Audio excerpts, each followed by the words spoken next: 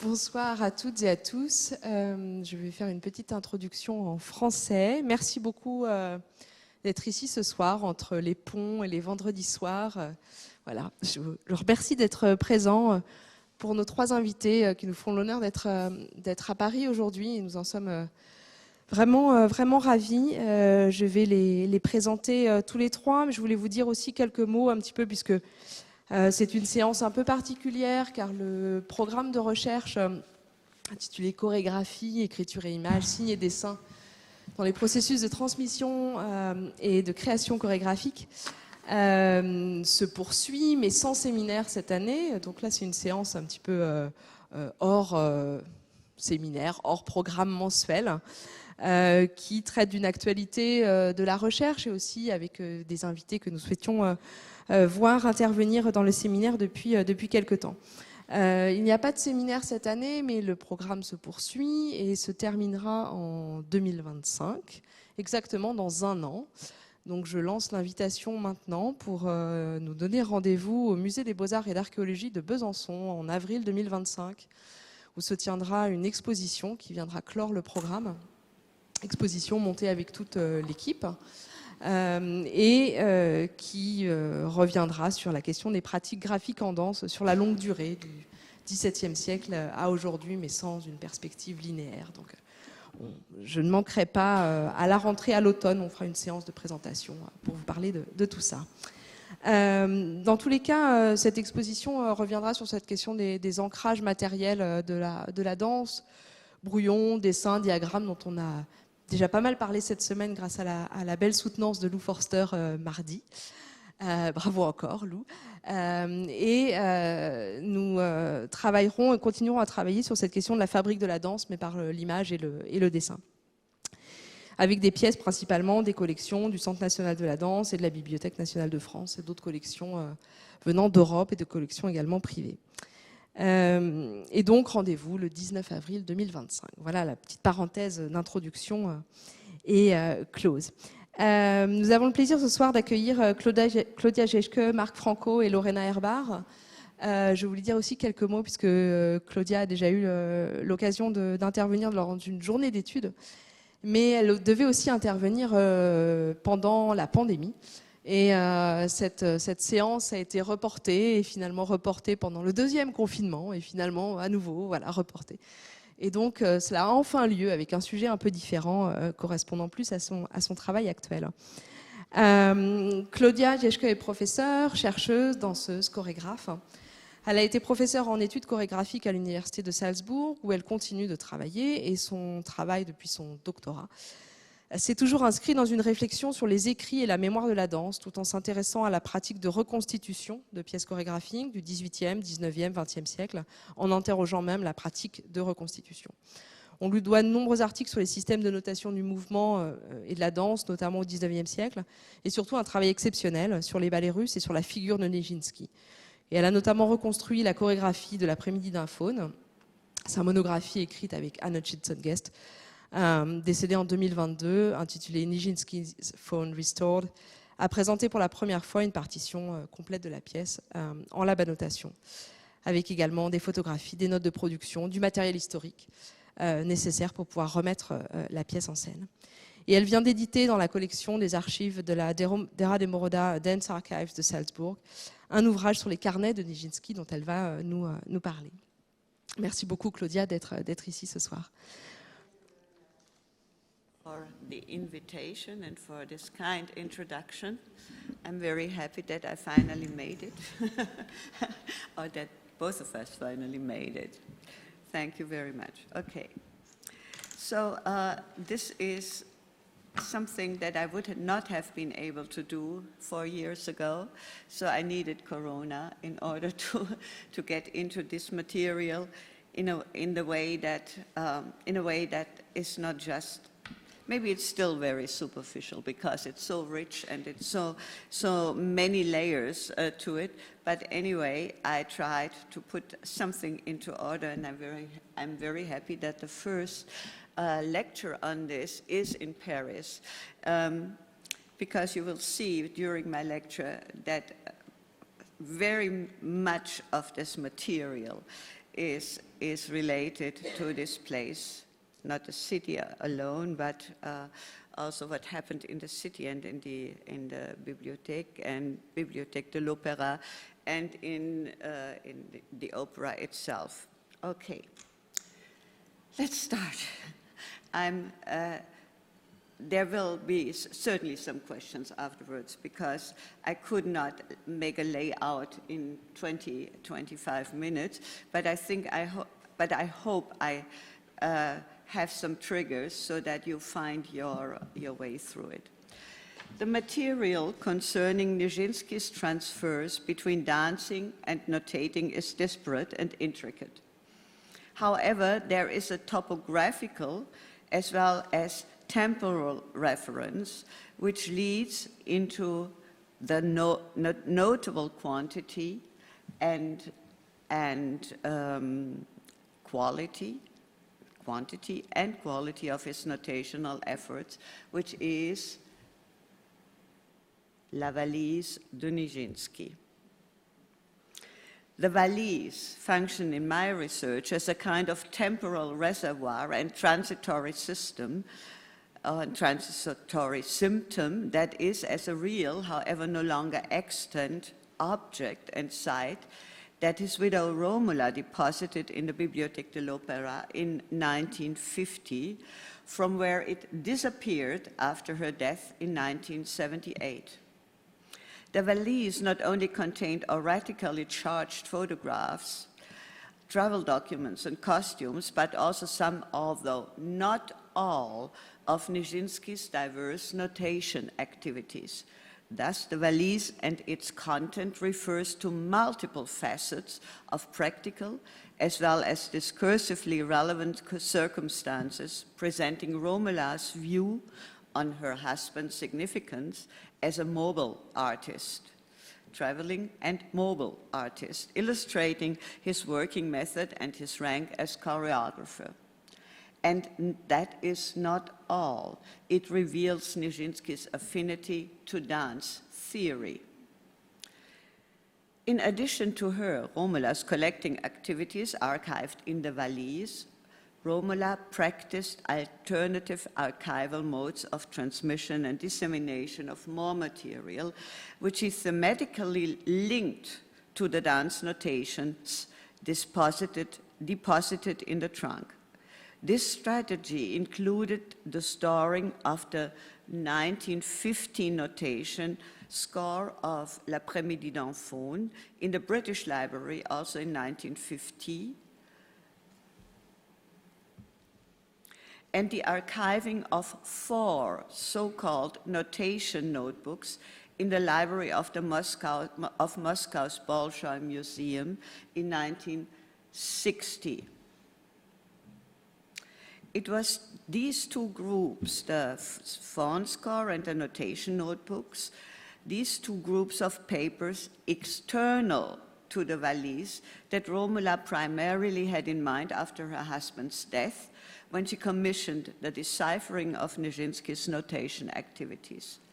Intending to restage Nijinsky's ballets in versions as original as possible, she strongly assumed that the obviously complete, then still indecipherable score of L'après-midi d'un faune could be made legible with the help of the still undeciphered notation notebooks.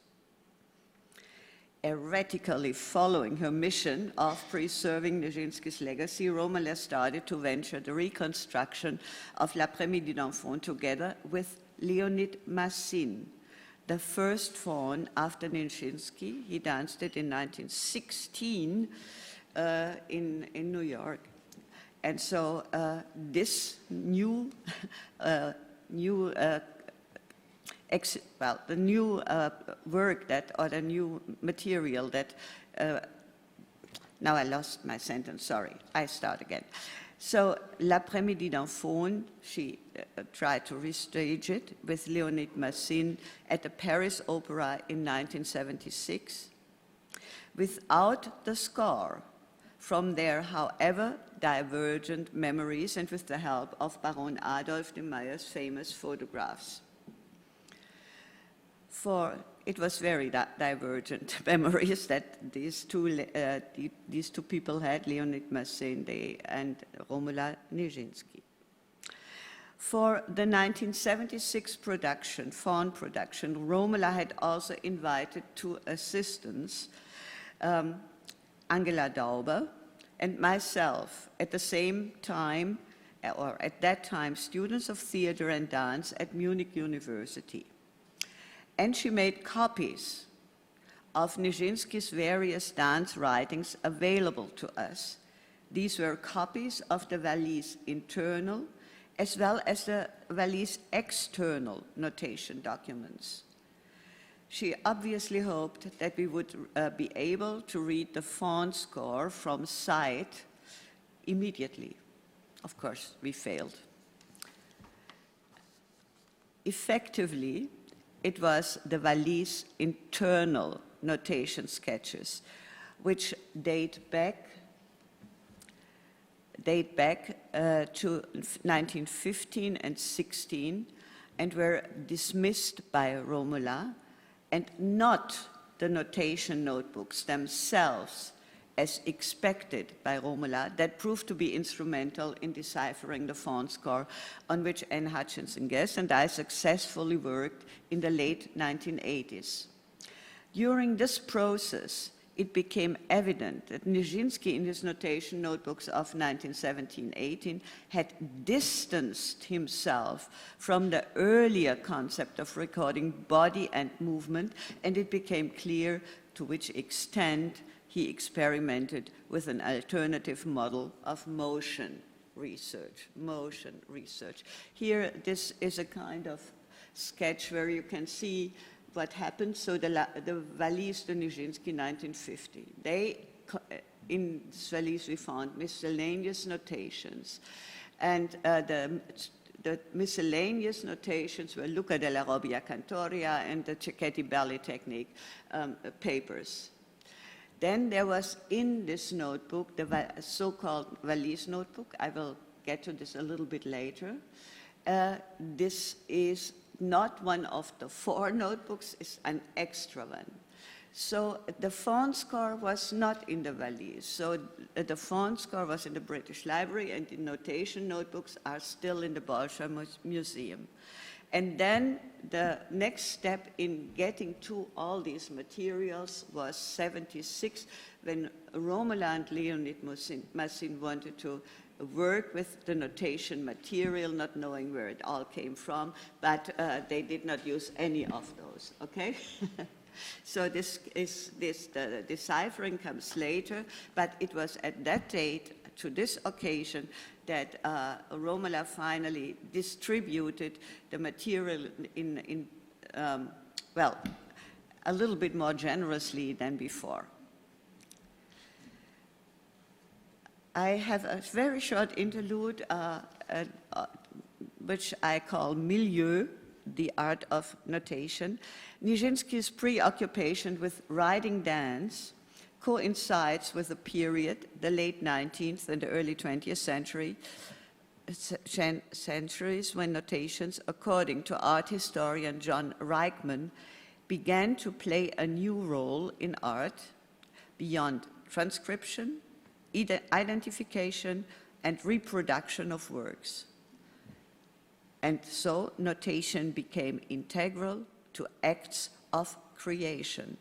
It plays a new active, inventive, even critical role. End of interlude. The notation notebooks form a series of extensive sketches by Nijinsky's hand, which after the first manuscript of 1917 seems to condense into programs in the following year. They belong to an intensive period of Nijinsky's engagement with the communication of his dance practical memories, as well as his dance theoretical reflections. During this period, I think he was in a very, yes, a distress, professional distress and grieving. It was in St. Moritz, where he lived with his family. Among the rather disorganized collections of copies that Romola provided was an additional notebook, I just mentioned it before, stored in the valise itself, which Romola obviously withheld from her donation to the Bolshoi. I refer to this script provisionally as the valise notebook. An important observation is the fact that the last part of notebook number 4, so now in Moscow, and it's dated to March 1918, is found verso in the second of the 3 so-called diary booklets written in 1919. This means it predates the diary, but is still very much connected. So the verso is that, that if you think of this bunch of papers as a booklet, then Nijinsky writes here, and on the other side, he starts to write his diary. So it's just in the diary. The obvious temporal fusion of notation and diary in Nijinsky's writings might be the reason why historiography has perceived the productive choreographic or dance theoretical activities of Nijinsky dancer in 1718 as a tragic prelude to the mental and psychological crisis documented in the diary, or seemingly documented in the diary, and thus interpreted them as a similarly decisive biographical rupture. However, this historiographical sign neglects the multi-layered medialization and vital combinatorics of praxeological dance knowledge that Nijinsky's dance writings in general, and particularly his notation notebooks, exhibit. In general, am I still there? Yes. In general, notated dance texts underline the choreographer's authorship over their compositions. This might have been Nijinsky's intention in scoring the faun, but the fact that he did not leave a key to decipher his manuscripts allows the assumption that he operated with less documentary than exploratory dimensions of choreography, that he practiced investigation in writing is not only evident in the particular innovative movement analysis he provided in his faun score, and which I will not discuss here, but also and all the more in the unusual research with which he fills his notation notebooks. These manuscripts, as distributed by Romola, do not form self-contained units. Moreover, concept and mission undermine the criteria of completeness or clearly defined functionality. The notation notebooks appear as scrapbooks dealing with selected dance-relevant themes with their repetitions and variations or transformations. They touch on or activate Nijinsky's dance knowledge, his corporeal dance memory, as well as his agential, creative, aesthetic, and theoretical ideas and intention. In other words, Nijinsky tests via notation multiple and complex kinesic interventions of his artistic identity. In the notebooks, Nijinsky re-examines the sign repertoire of his previously practiced dance writing and supplements the musical notation. You have seen this one script. Used in the faun score into an intricate set of praxeological and artistic options. He thinks and writes movement and dance with the help of diagrams, language, and an extended, movement-oriented transfer of musical notation into performative strategies. The diagrammatic, according to German not only her, but German media philosopher Sibylle Krämer, always takes on an operative character insofar as the visuality of the diagram not only serves representation, but also problem solving, composition, construction, and exploration. Materiality, visibility, and manageability intertwine. Thus, they affect playful attitudes of aesthetic experience, production, and analysis. Language. Nijinsky writes movement in Russian and uses terminology that approximates his everyday professional life. The text sometimes appears to defy linguistic style and syntax. It emerges at the same time as highly proficient in corporal expertise, denoting profound anatomical, biomechanical, and motor knowledge. Musical notation. In addition to the spaces of knowledge and playfulness which the diagrammatic provides, dance notation also allows insights into real, tangible spaces of dance action and interaction, which Nijinsky analyzes and temporalizes through the creative use of the musical notation, which is another cultural technique close to diagrammatic notation, close to notation via verbal description. Musicologist Tim Cochrane describes for example, the phone partition as a musical map that puts conventional signs into unconventional use, sometimes preserving their essence, for example, signification of duration and rest, other times redefining their meaning entirely.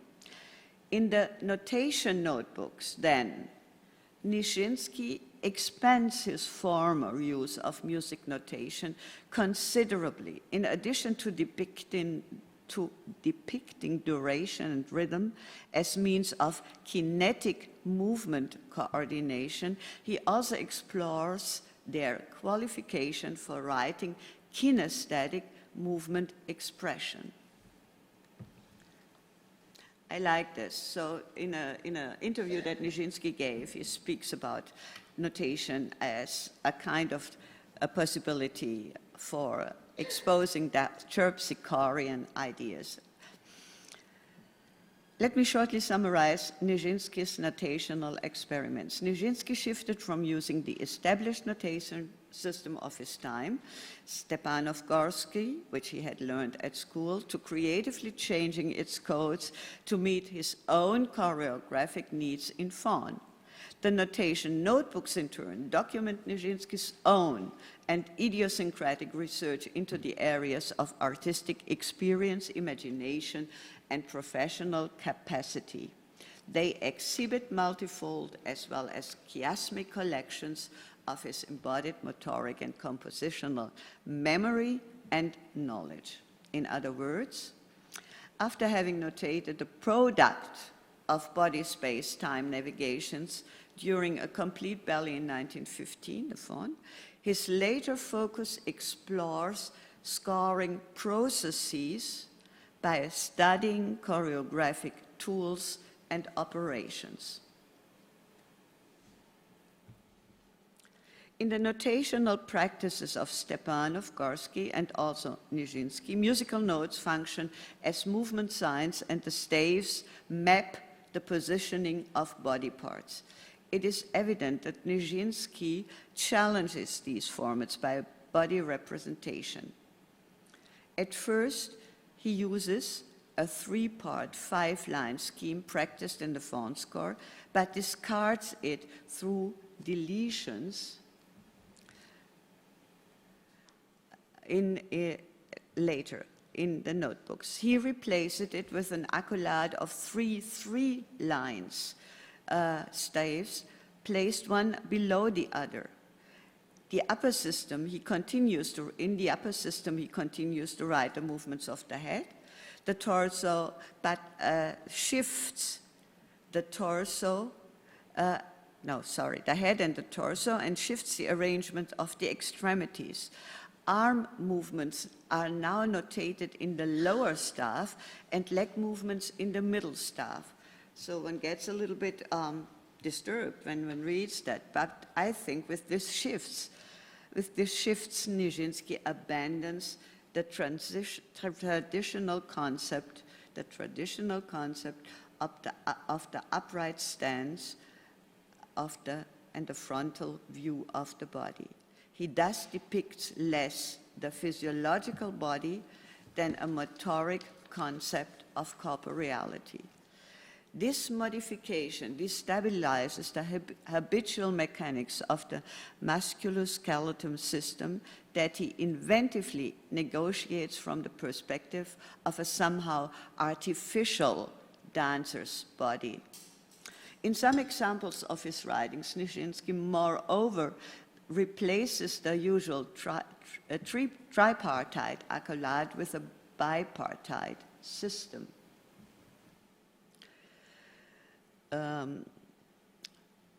Which he does not, however, assign, and this is very interesting, to particular body parts. Rather, and I repeat, he attends to the strict isolation of movement phrases, prioritizing the coordination of kinetic sequences over the visualization of the body and his parts. I think one can see this very well on this sheet. Here is a sheet showing meticulous coordinations of foot positions. And this is, in general, in general, it can be seen, or this is my proposal to read this. Is this a practice that can be read as a written equivalent to working strategies common during rehearsal processes between dancers and choreographers in the studio? So do it this way, do it this way. No, I really would like to have it a little bit different. And so I think that is just something very wonderful to read. And here you see these 3-line staves. But it's very important to keep in mind that the frequent changes and deletion with cross-references show as stages of a constant working through the preliminary argumentation in the notebooks. It's a work in progress.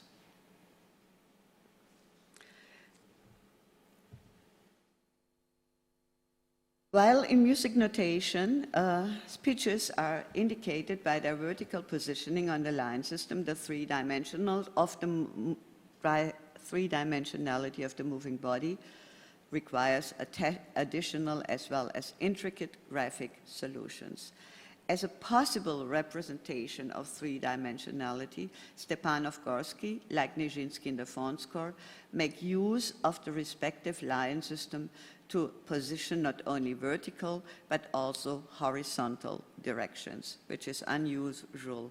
If you see the body upright and then you see a note going up, but it's meant to be a side. Okay. Nijinsky considerably expands this method in his notebook manuscripts, namely through the concept of vertical, respectively horizontal spheres perceived as circular. He experiments with the music clef to define horizontal circular movements progressions within the spheres around the dancer's body. He installs the usual treble clef as the visualization of a movement running forwards and to the right. You see this down here on the left-hand side. It's the normal one. And the treble clef tilted over and non-existent in the music notation, so this is on the right-hand side, follows the direction of the movement backwards and to the left.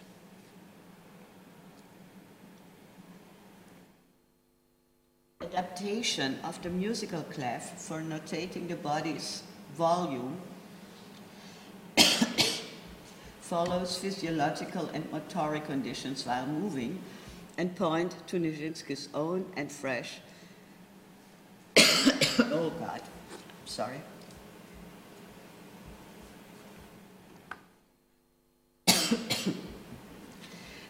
Well, under Nijinsky's own and fresh understanding of the sphere around the body, or maybe around his body.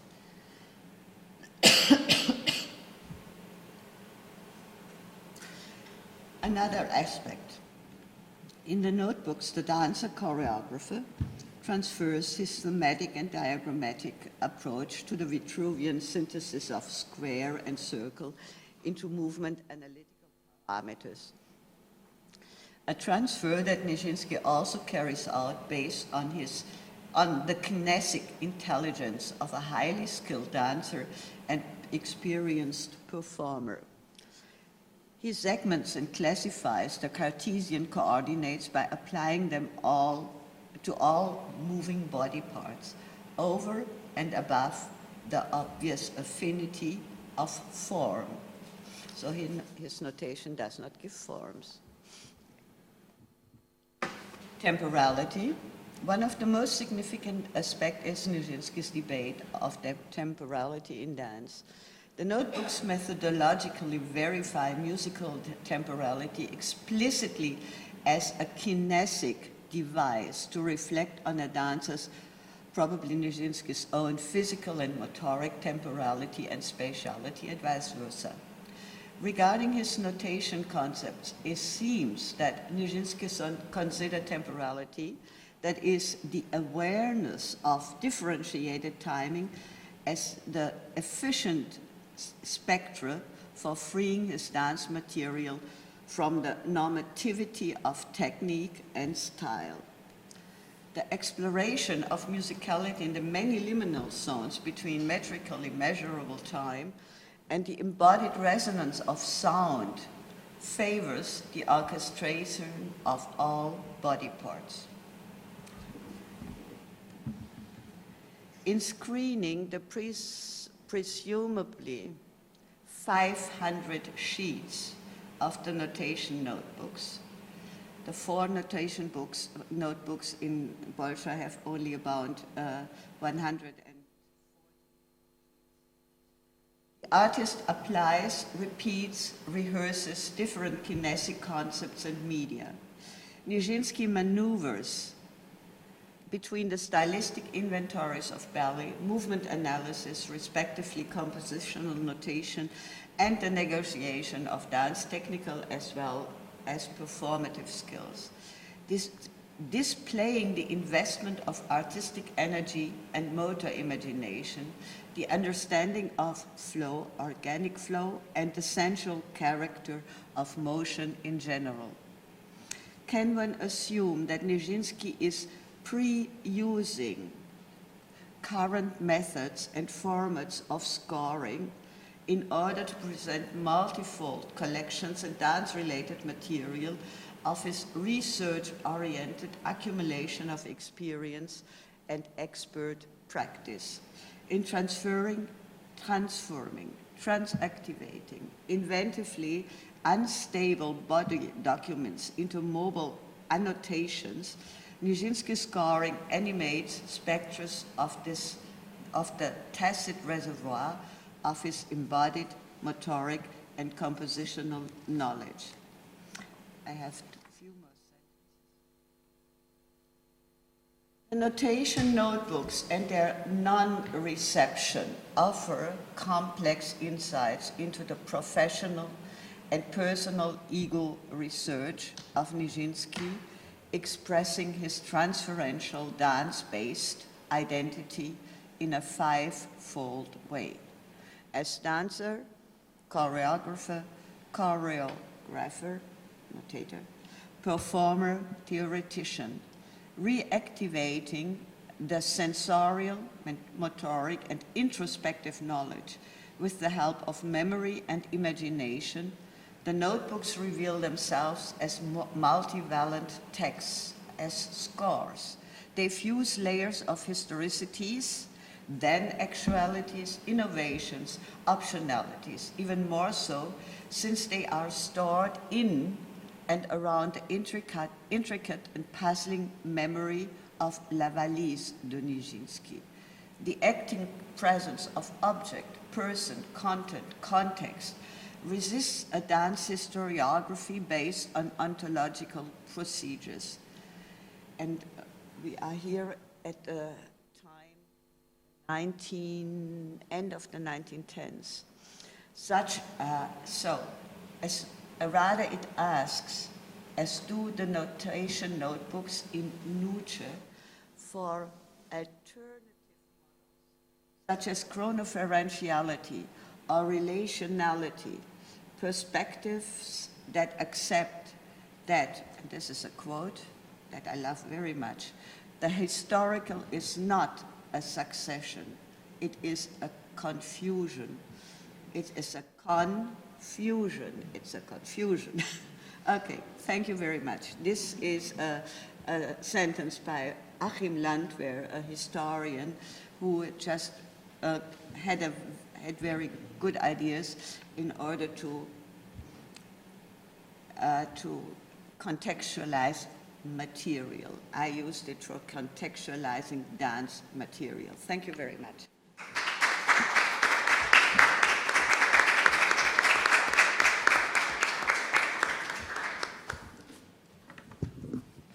Thank you very much, Claudia, for this fascinating presentation.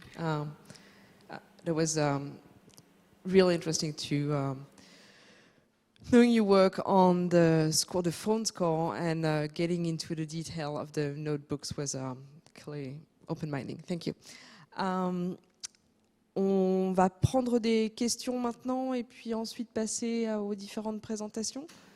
On peut faire les questions français, anglais ou passé. Est-ce qu'il y a des questions dans la salle? Je vais poser une question. Thank you so much for revealing, this fantastic inquiry on the material case study of Nijinsky's notebook and graphic practice. Had a question about. You mentioned at the beginning. I would like to come back to the valise.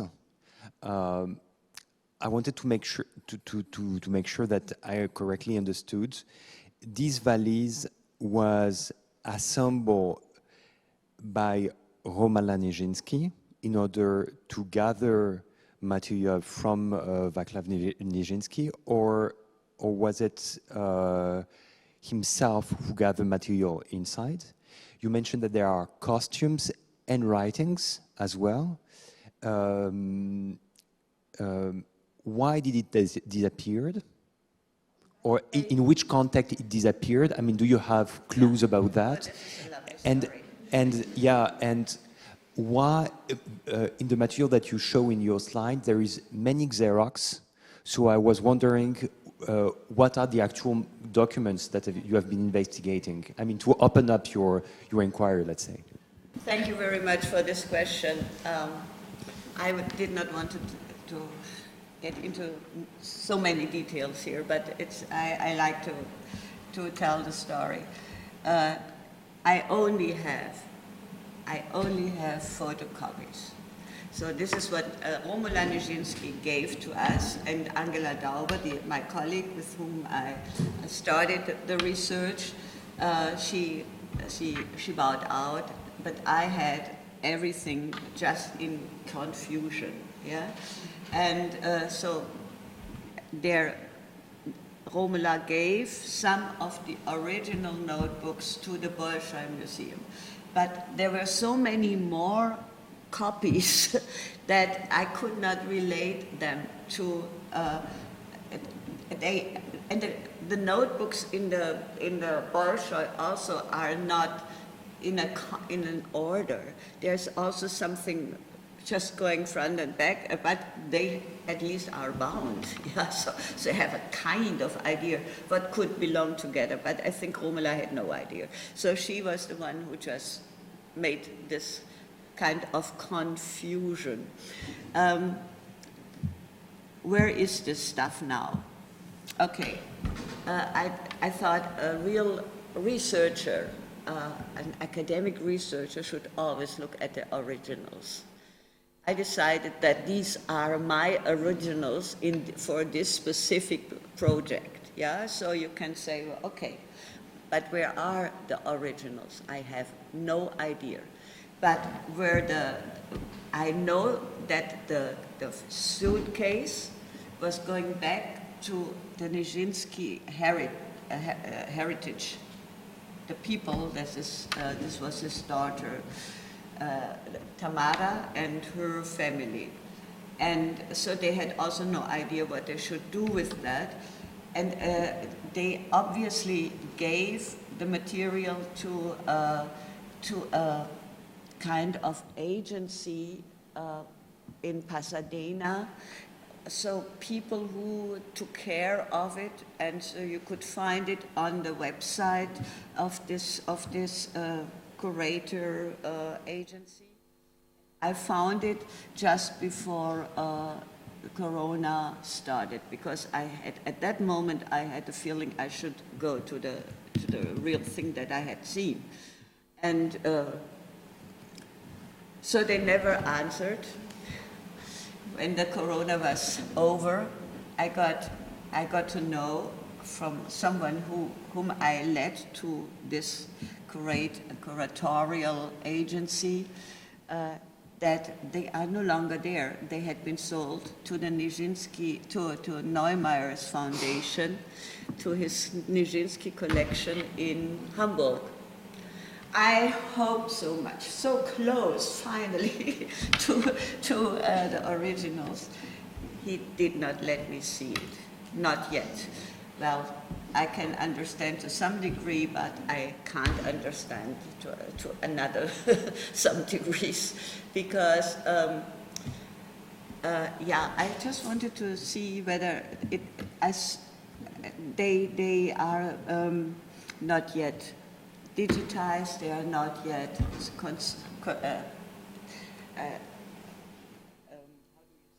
gesichert, secured and all that, so he did not want to let me see them.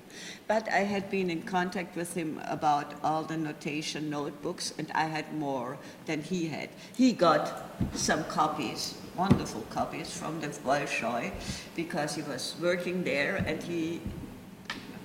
probably he was paid as well, but they were given to him as present, the copy, photographs of these 4 notebooks.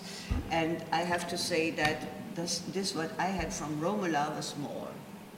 So I don't know all these ways, what was when, where, how. Yeah. So I thought, okay, this is how I'm going to work. I just try to work with this confusion. So, and then I thought maybe I should go to Russia. So you know what happened to Russia, right? So I don't get any original. So maybe it's not about originals anymore. It's very simple. Did this answer the question? Claudia, I have a question for you. Because I think when we first met, it was at a conference somewhere in the United States, and you were showing a video of the students doing faun that you had worked with. I don't remember what year that was. But in any case, and then later you shared with me a video of a performance you had staged of faun, I believe in Munich, or it was in... And I sent you a video as well. I don't know the year of that video. Years ago. Yeah, it was years, but it's not new, but yeah. It's part of this history. I'm just trying to piece together this history a little bit, because you mentioned the 1976 Paris Opera faun you were involved in that with Romola and Massine. I think it made me think of Isabelle Launay's recent book where she talked about le murmure de la tradition, the way in the ballet world the faun is transmitted orally, and this is not, I don't think she brought up 1976 production, because that seemed like something quite different, through dancers, one to the other, and she thought that was I mean, it was a very negative view of the way that dance had been transmitted, but that was going to seem completely outside what you're talking about. And then finally, Donia Feuer did a film on Nijinsky with Romola in, I believe it was also in 1976, when she brought her to Stockholm to do this film, A Life, Et Live, in Stockholm. So it's just strange to me, the date, 76, and then all of these different things happening. And it's very interesting that 76, I mean, this was Leonid Massin doing the staging, reconstruction, and he taught his version, Massin's version, to Nureyev. No, to Charles Jude first, and then to Nureyev. And so there's this other strand, and I mean, when I saw the version that Charles Jude danced, I had a feeling that it was what Leonid Massin tried to transfer to this body. I found it very interesting because it was not this kind of aggressiveness or whatever. It had a kind of softness around it. But of course he did not remember, maybe he was not so far away in performing this part, but there was not the ballet because he could not remember the nymphs. I mean, no one could remember the nymphs. They were just decoration somewhere. And Nijinsky, and this is what I'm really angry about, that it's always about the faun. They don't see the faun as the protagonist. They don't see that there is a kind of dramaturgy which is highly interesting. And so, but where is a video that would transmit this? I mean, I have videos from our productions, but it does not look well enough. You know, it's just that you don't see this kind of interaction. And we always had, well, we did this now since 30 years, one camera, and there are some people moving. So this is not a feeling of what is going on there. So this is the next thing that I would like to figure out. How can we do a version that really shows the richness of this incredible differentiation of bodywork? Each little movement, every little movement is I know, not by incredible, and what he is writing, and it's also, but he had also a sense for scenic action, and this is lost. It's really lost. There are these photographs where you have like signature moments, and they try to come to those and go out of these. But it's not a dance using a kind of inner logic or scenic engagement. And but this is the faun. The faun is really,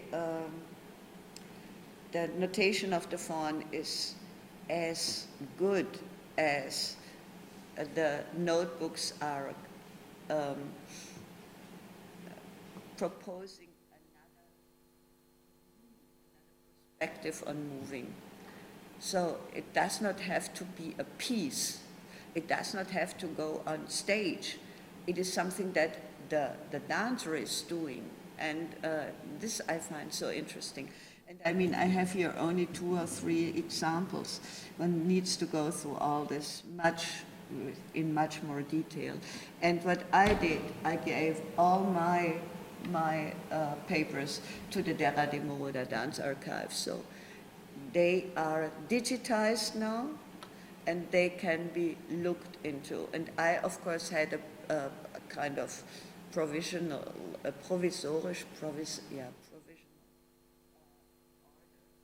but this is not finished yet. But after 3 years, I could not do more. You know, this is now what it is, and there will be, I hope, more at some time.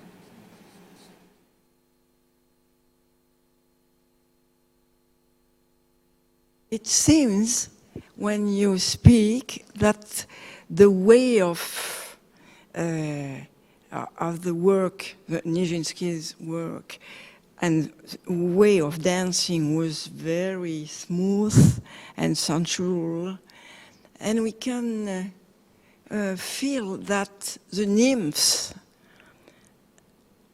dance in another way, as if they were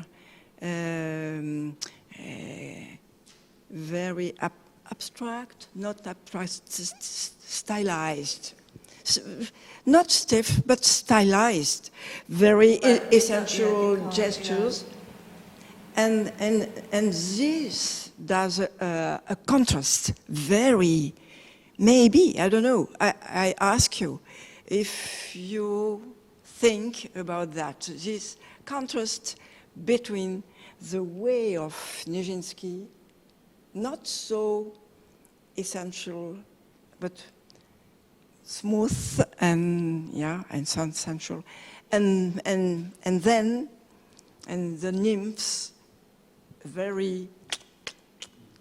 They are not like this. No, you don't. No. Well, sometimes yes, and that they are always in groups of 3 or 2 or whatever. That makes, of course, yeah. They are not. They are not. Not as individualistic as the faun is, but so there are so many examples. You know, the first 3 nymphs coming in, and so the last one of these 3, she is holding the dress of the one in front of her, and is looking down. You know, because she does not want to go out. You know, so these are very, very differentiated ways of doing it. Or when the nymphs are waiting for 2 of the nymphs, are waiting when the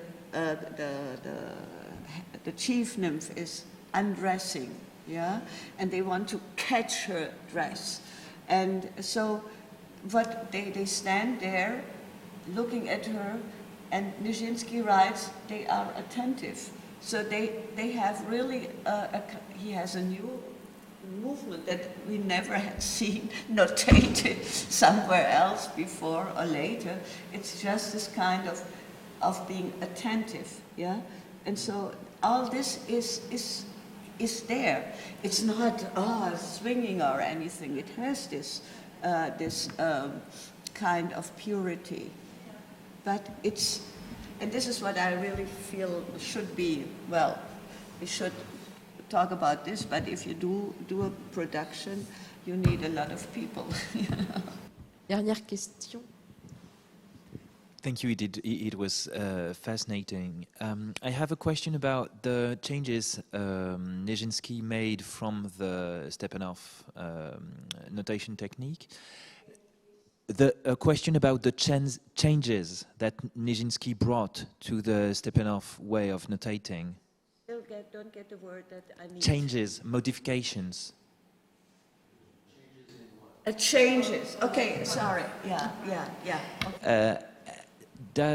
I don't read Russian. Does he justifies his choices? That in his writings, is he stating explicitly, I want to change this because of this? He gives objectives or goals he wants to achieve, or just do it and you have to infer his intentions?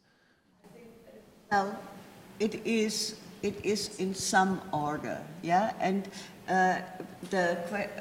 you find out what is important for him because he repeats a lot. And this, for me, it becomes a kind of automatic writing that he is using, which I find highly interesting for that time. You know, it's something that then reflects in the body again. It's not, I decide to write this. It is something that the body then just projects. So I had this feeling. And of course, when he is writing variations, you see that there are some topics that come many times, yeah? And so the question is, do you think this is because he's not good enough to find new things? Or is this, for me, this is the way how dancers work. They repeat. I mean, I don't know, probably you know this, but I found a very interesting quote by Frédéric Pouillot. And I thought this is just what Nijinsky did. May I read it? I don't read it in French. I read it in English. The historical inventions of dance lie less in the renewal of forms of the spectacle than in the propositions that have been made for new manners of experimentation and of working the body, less in the creation of scenic arrangements than in the establishment of orders or devices that come or happen to derange, shift, and perturb the routines of the body proper.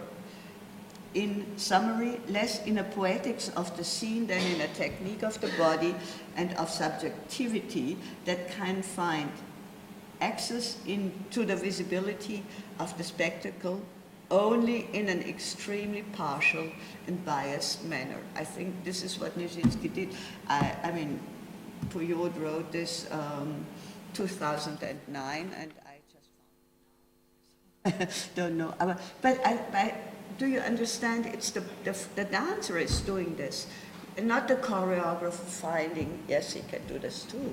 But in Nijinsky's case, it's always mixed up, and it's not. It's very hard to say he did that and that and that. He did a lot of things, and to find a map how he maneuvered. I've also thought about looking at, for example, Spectre de la Rose. Yeah, so you know Spectre de la Rose, and this is our movements. We all know it's the choreography by Fokine. Yeah, but everyone says no. It's Nijinsky who did all this. And if you look at spectres today, sometimes you feel it's not very interesting. It's a kind of mannerism. But if you read this via Nijinsky's notebooks, then supposing or assuming, better word, assuming that it's his memory of doing this part might let him invent his terpsichorean ideas that give all these details. So I thought this is a kind of always doing it, then thinking of it, writing it, and then going back to doing it. And repeating and being in a studio, my God, yeah. And this change of the upright body is also, I think, very interesting for dance studios, because walking or the steps of going into the space, yes, they need a lot of attention, but most of the attention goes to little things, small changes or variations. Danced on paper, but I don't see a figure. Yeah, I see coordination. I see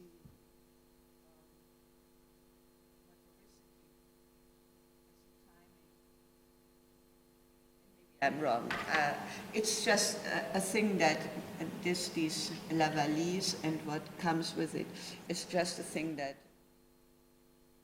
of course, Anne and I, we wanted, and Hutchins and Guest, when we deciphered the font, we also wanted to look at the notation notebooks all those years. And Lorena Ehrbar, who is also a notation person from Israel, and Romola had given her also this material, but what material we don't know. Yeah, so she gave a little bit here, a little bit there, and so on. I think it was 76 when it somehow for her was clear. Now she has to do something more compact. Anyway, and Anne was not that interested in these notations. She could not see what she can do with it, you know, restaging, reconstruct, restore a ballet. No, you don't see that. But what you can do, you could do a kind of workshop where a lot of people just work with this material. Let's see what comes out of it, you know. But it's certainly inspired by Nijinsky, but certainly not done, not a kind of work that Nijinsky had. Thank you very much, Claudia. And I guess we'll have time maybe to discuss that. At the end, it looks like also your research gives many clues to understand his drawings that are held at the Bibliothèque de l'Opéra. From what you've shown and what you said and written, there's a problem one doesn't know from which time these drawings are, and they expect it to be before.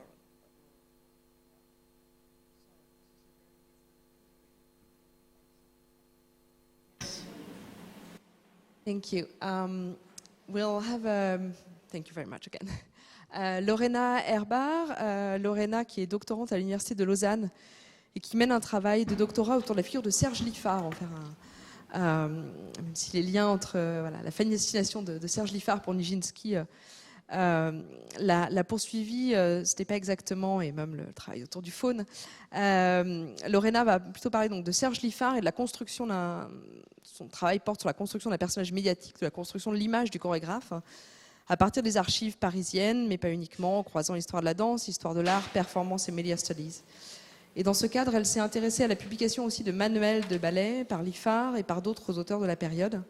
Et nous avons eu le plaisir d'accueillir Lorena à l'INHA l'année dernière, grâce à une bourse de son université pour une résidence de 6 mois à Paris. Et un moment d'échange assez riche, justement, pour travailler sur la question des manuels de ballet pour la période des années 1930 à 1960. Et elle va intervenir maintenant sur Serge Lifar et le cinéma comme outil de notation ou non. Je laisse la parole. Here. You hear me if I no more louder like this? Okay. Good evening. Now you hear me? Yes. Okay. First of all, so I wanted to thank you, Pauline Chevalier, for inviting me to present my research today in this seminar. I'm very delighted to be able to come back to INEHA on this occasion.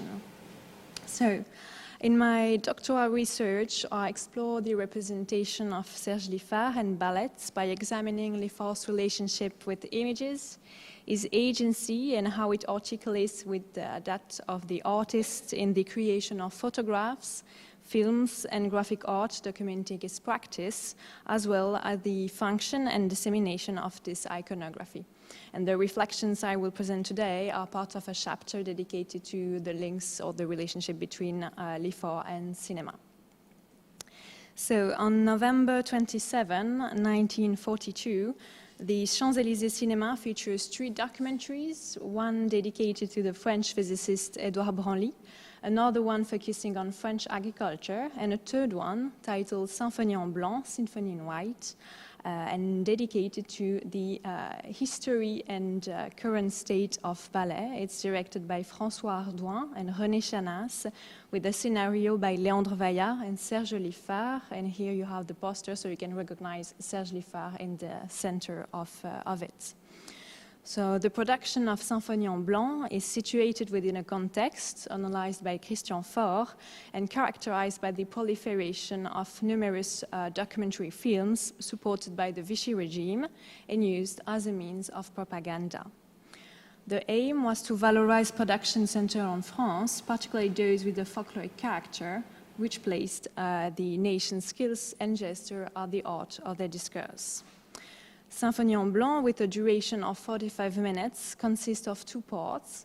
The first one outlines a brief overview of dance history, focusing as much as on dance in antiquity as on popular dances such as tarantella or mazurka.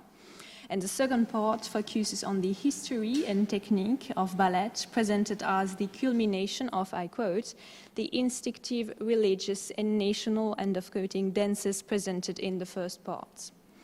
The documentary also makes numerous references to antiquity, and I will come back to that later, but you could already notice their presence on the poster, just here, announcing the central role they will play in the visual economy of the film. So recognize kind of architecture and small figures dressed in an antique style.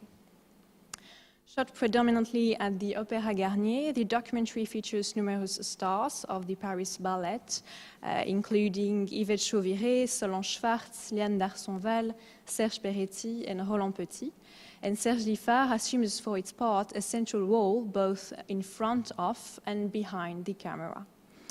For him, this project appears as an opportunity to put into practice the ambitions he formulated in his choreographer manifesto in 1935 regarding the benefits of filming dance.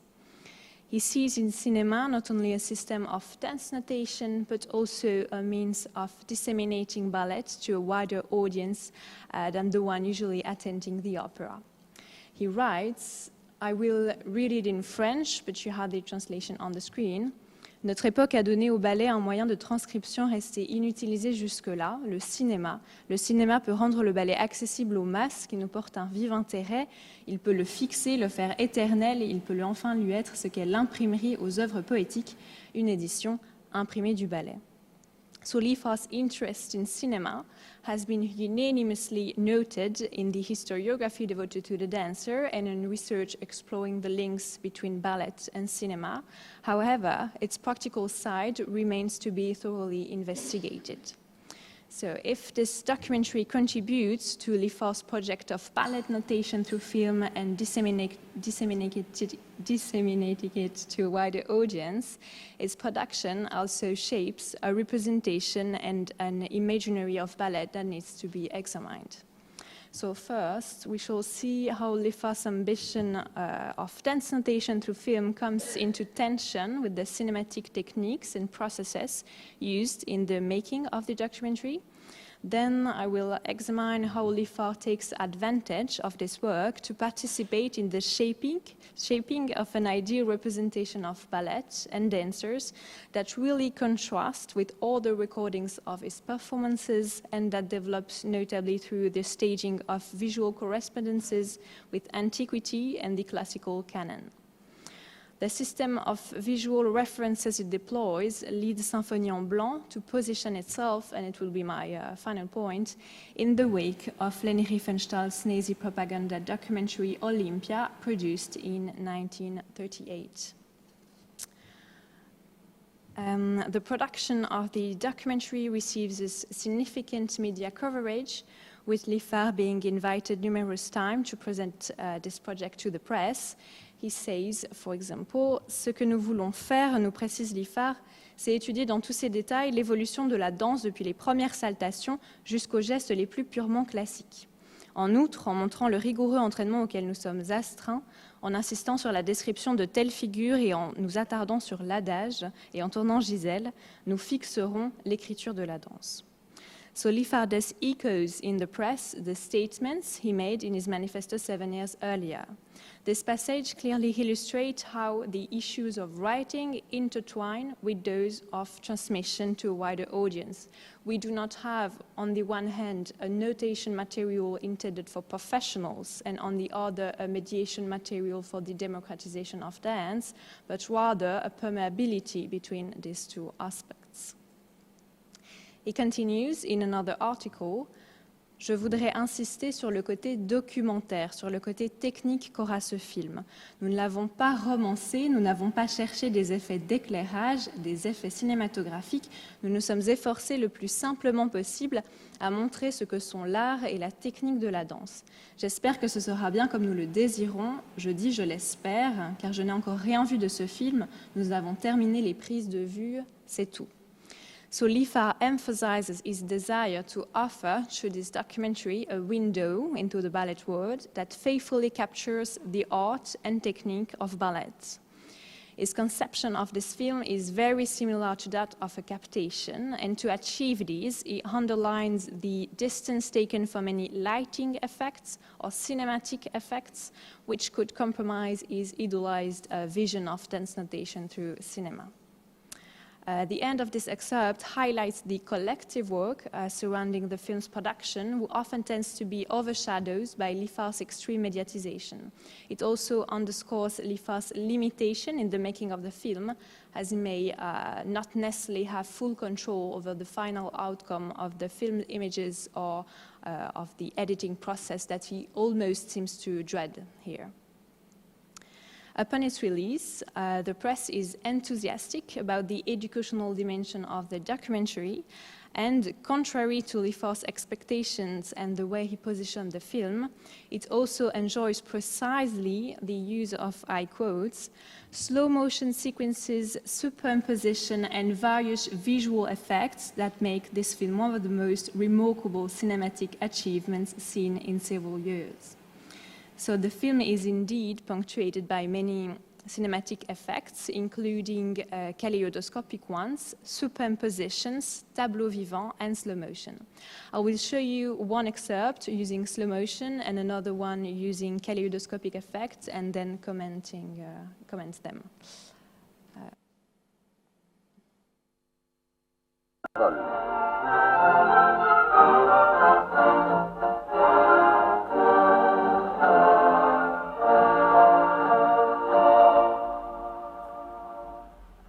Le brisé volé, où les mains battent l'air comme des ailes, donnant l'illusion du vol. Le saut de chat. So this was situated in the part dedicated to the technique of ballet, where the main steps are shown and explained. And the kaleidoscopic effect.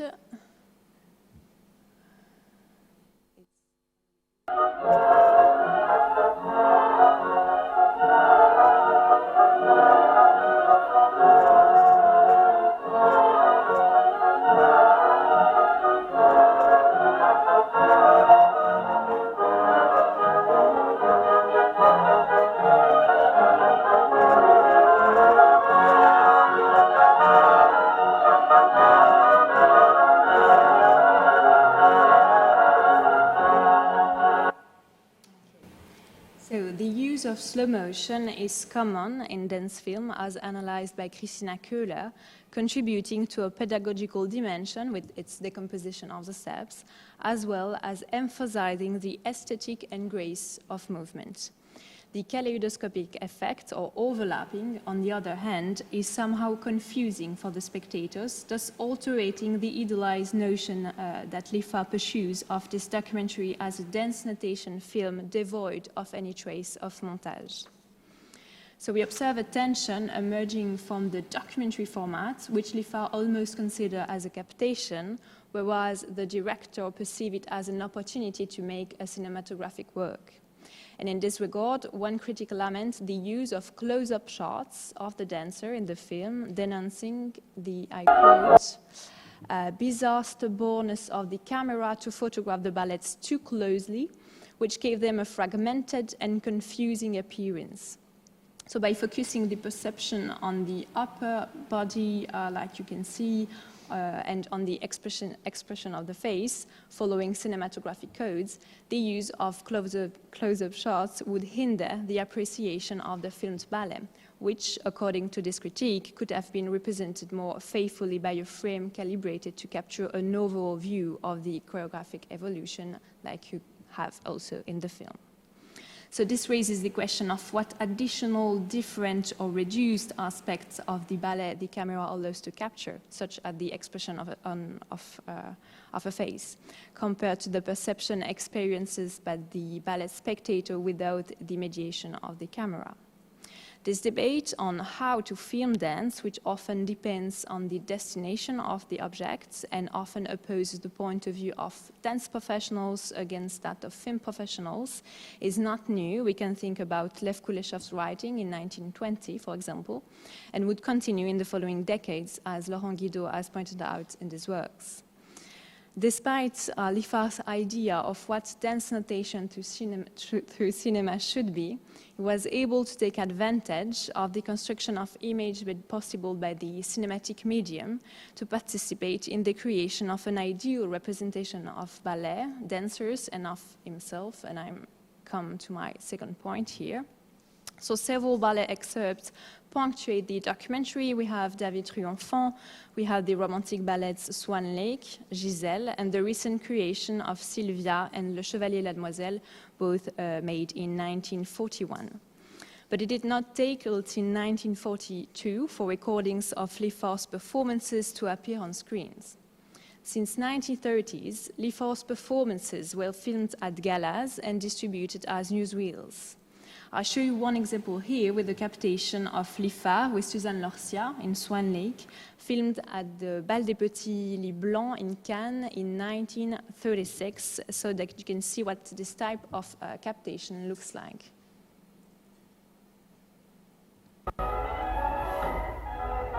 Sound is really low here, but I won't comment it. Place à Terpsichore, divine muse, quelle ardeur elle donne à Serge Lifar.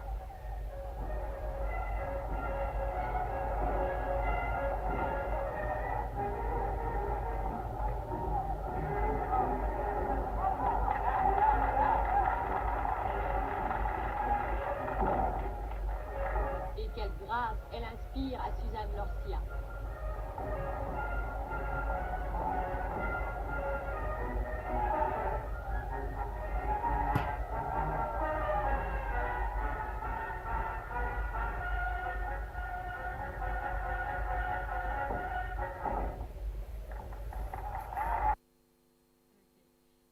The recording shows a dynamic, almost athletic performance, but an approximate quality of movement, especially in the last parts. This footage contrasts with other extracts of Swan Lake that we find in Symphonie en Blanc, used to explain what a pas de deux is, that I will show you now for comparison. Et voici le pas de deux, qui est au ballet ce que le duo d'amour est à un opéra. Le danseur musclé, tout en force, donne l'accent viril nécessaire.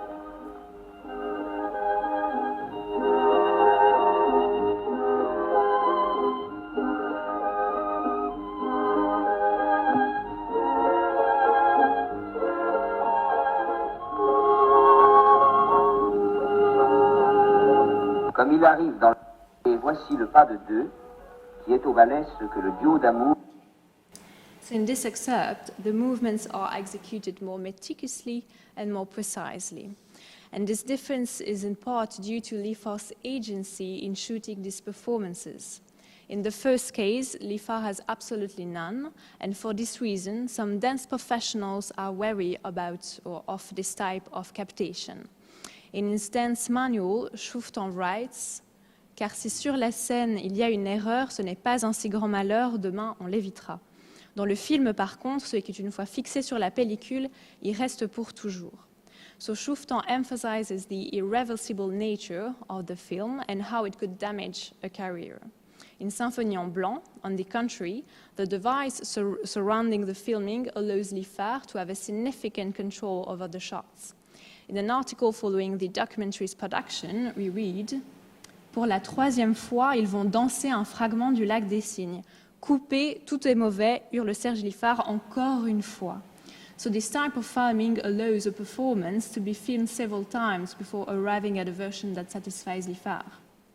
Offering a documentary produced in part by the dancer, which would present a model and exemplary image of his ballets and his performance, helps to balance the representation of the dancer on screen. If some of the gala recordings are unflattering, this document would counterbalance it. The ideal representation of ballet then occurs in a second stage, less through the filming than through the editing, which will highlight and exalt the body canon embodied by the dancers. In my introduction, I mentioned the multiple references to antiquity that punctuate the documentary. And these references serve this valorization of the body by establishing visual and aesthetic correspondences between dancers and Asian sculptures, perpetuating the frequent comparison of Lifar to Asian statuary and extending it to other dancers. So the first excerpt I will show you focuses only on the face of Lifar. It's a sequence of 2 shots fading from a sculpted silhouette to Lifar's profile.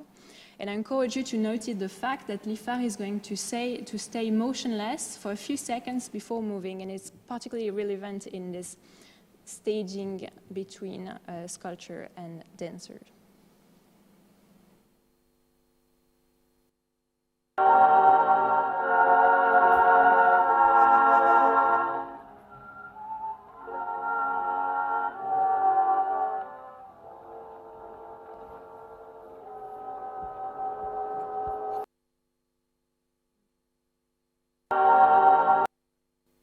So Lifar almost seems to come to life from the sculpture, and the fact that he stays motionless for a few seconds before moving accentuates this link between the dancer and the sculpture. In the part dedicated to the technique of ballet, this aesthetic correspondence with Asian sculptures is not only visual, but also underlined by the narrator. And I will show you that now.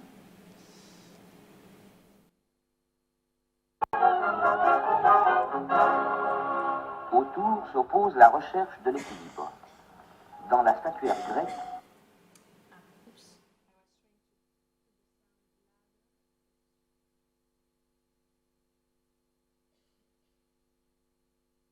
l'action commence à se manifester au point d'appui pour remonter jusqu'au visage et même aux cris qui s'échappent de la bouche.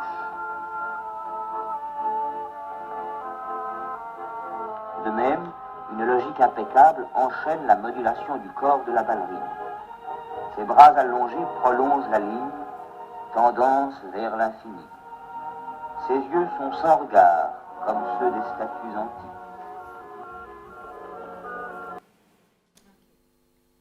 So in addition to the visual editing, the narrator compares the modulation of the ballerina's body to Asian statuary, as well as the inexpressiveness of their eyes. So the dancer then seems to perpetuate and embody a classical ideal, appearing as exemplary figures of the body canon pursued by modernity. This interest in antiquity is of course not new, but in such a context it cannot be separated from what antiquity embodies for fascist ideology. More specifically, it's through these images that an entire system of reference to Leni Riefenstahl Nazi propaganda documentary Olympia, produced in 1938, unfolds. And here I come to my third and final point. So in numerous shots, Symphonie en Blanc makes explicit references to the prologue of Leni Riefenstahl's famous documentary on the 1936 Olympic Games, which crystallized the Third Reich's fascination with the ideal Greek body. I won't be able to show you all the references, but I will present the most significant ones. The first sequences of Symphonie en Blanc and Olympia consist of a succession of shots revealing Asian ruins, followed by statues and sculptures.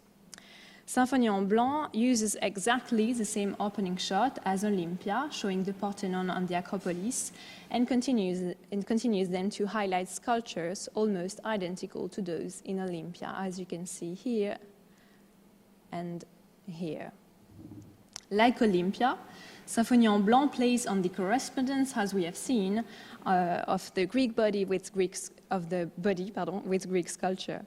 The crossfade depicting the transition from a sculpted profile to Lifar's face can be seen in that perspective as a reference to the transformation to the matchcut of the statue of the discus thrower into a modern athlete.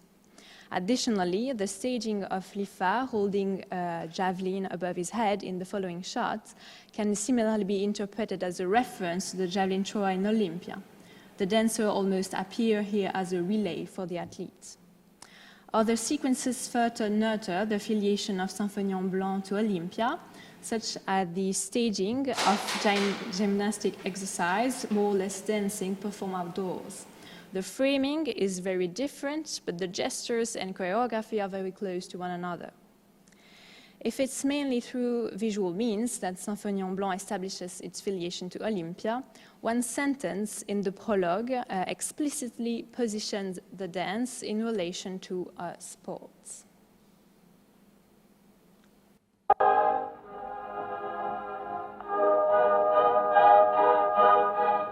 Courir, c'est déjà danser. Mais des gestes du stade au saut du danseur, il y a toute la distance qui sépare le sport de l'art. So he says, running is already dancing, but from the gestures of the stadium to the leap of the dancer, there is the whole distance that separates sport from art. Marc Franco mentioned in his work that Symphonie en Blanc had been shown to Goering and Hitler, and I think the visual link the documentary established with Olympia is undoubtedly part of the motivation that led Lifar to present it in Germany. The study of Symphonie en Blanc through the prism of the visual culture and the specific references it mobilizes does make it possible to contribute to the recent historiographical revision of which Lifar is a subject, as well as a reflection on the notation of dance through cinema and how the application of Lifar's theoretical intention is articulated with the staging issues and the construction of a certain aesthetic of ballet, which mobilizes a modern and ideological body canon. I would add here that despite the explicit character of the reference that Symphonie en Blanc addresses to Olympia, I've thus far found no mention in the press, not even in collaborationist publication, of this connection between these two documentaries, which is kind of surprising considering the fact that Leni Riefenstahl movie were well known at the time in France. So it's really like an open question to my sources. Finally, and I will conclude on that point, the importance of Symphonie en Blanc for Lifar's posterity is really emphasized in the press. Ciné Mondial writes, for example, Serge Lifar, en pleine possession de ses moyens, veut transmettre sa foi, ses secrets, ses trouvailles et laisser à la pellicule le reflet le plus pur de son génie. Serge Lifar ne tourne pas seulement un film, il tourne son testament. So if some consider this film as Lifar's testament, it's worth noting a few elements that do not appear in this documentary despite the central role they play in Lifar's career. The off-center arabesque and attitude that are the signature of Lifar's neoclassicism aren't mentioned. This applies also to the ballet Icar, which appears to be one of his most emblematic ballets. And these absences shed light on the choices surrounding this dance notation and valorization of ballet through cinema, through film, on the répertoire that is decided to be highlighted or not in this context. The aim is then more to highlight the romantic ballet and to show the new creations of Lifar, rather to record his most iconic choreographic proposition. Furthermore, and contrary to the prediction that this film would be Lifar's testament, it should be emphasized that Symphonie en Blanc will quickly be forgotten. Lifar will rarely mention the film after the war. It will vanish from the media landscape and will be approached as a peripheral object in research. So a discrepancy thus emerged between Lifar's aspiration, the media coverage of the film upon its release, and on the other hand, how the film will subsequently be recorded or disregarded by Lifar himself, his contemporaries, and by historiography. Thank you very much for your attention.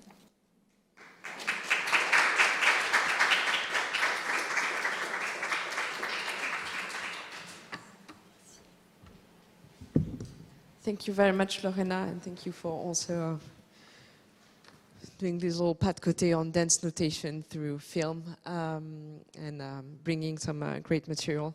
On prend une ou deux questions pour laisser le temps ensuite à Marc Franco.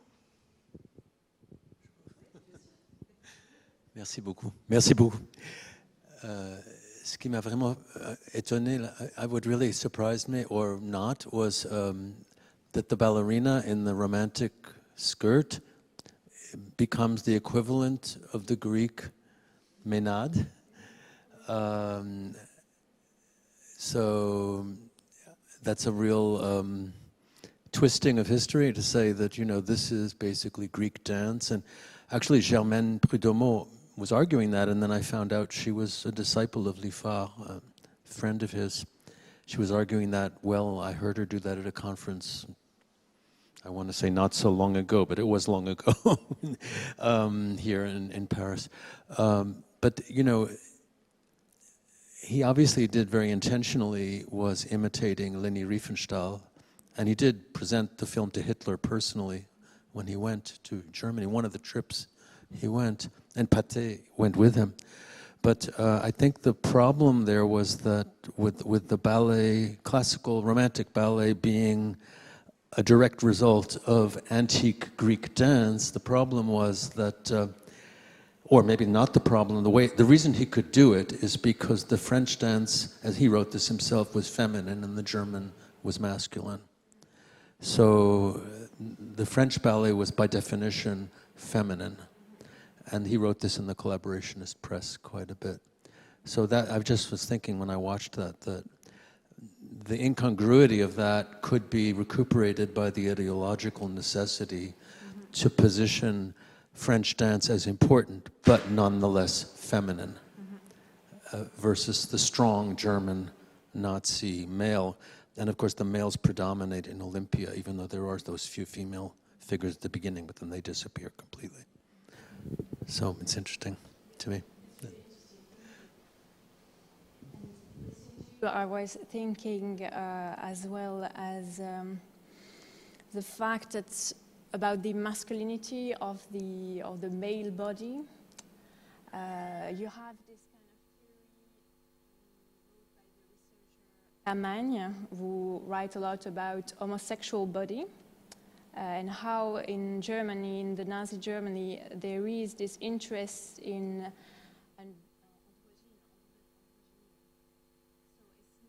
only all muscular bodies, there is also a place for more hybrid bodies.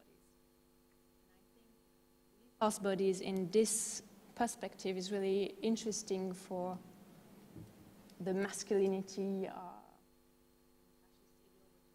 Not only Arno Breker's sculpture is very strong and muscular, there is also a place for more, fluid.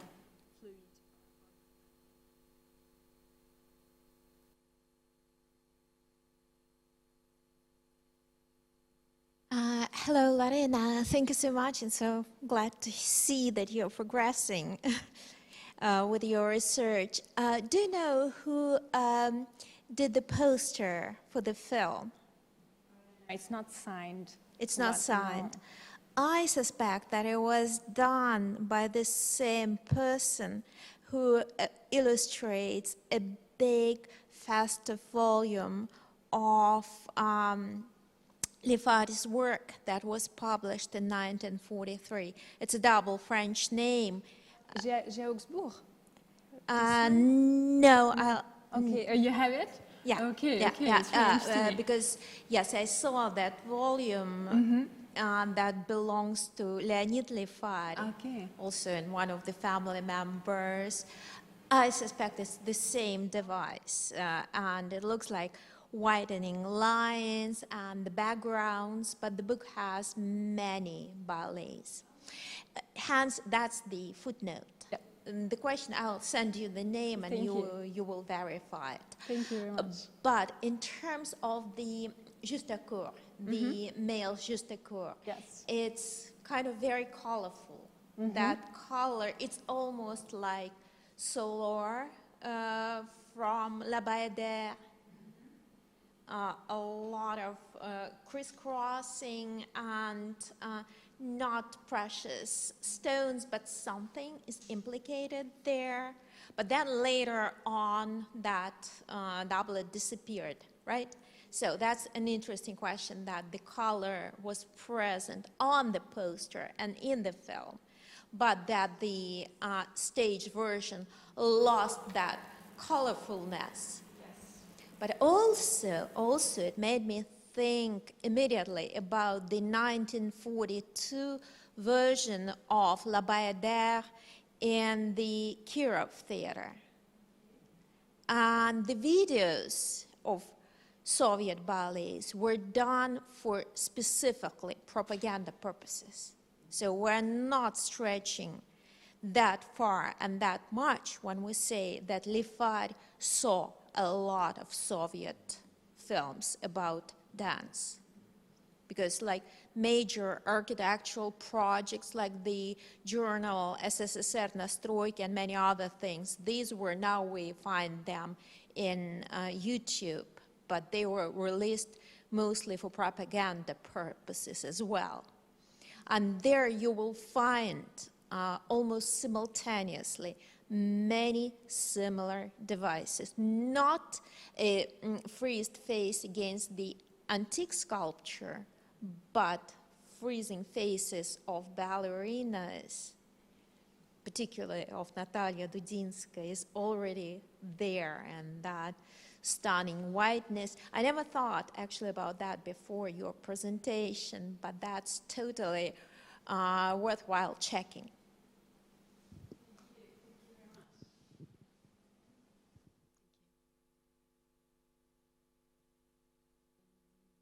Peut-être, sauf s'il y a une autre question, mais passer à la présentation de Marc Franco. Merci encore, Lorena. Marc Franco est chorégraphe, danseur, professeur en études chorégraphiques au Boyer College of Music and Dance de l'Université Temple, où il dirige l'Institute of Dance Scholarship. Avant de se spécialiser dans l'histoire et la théorie de la danse, il a aussi enseigné la littérature française à l'Université de Princeton, à Columbia, à Purdue. Également à Montpellier, il a dansé professionnellement pour la Paul Salazar Dance Company, Movement Research et Noventique, la compagnie qu'il a fondée en 1985.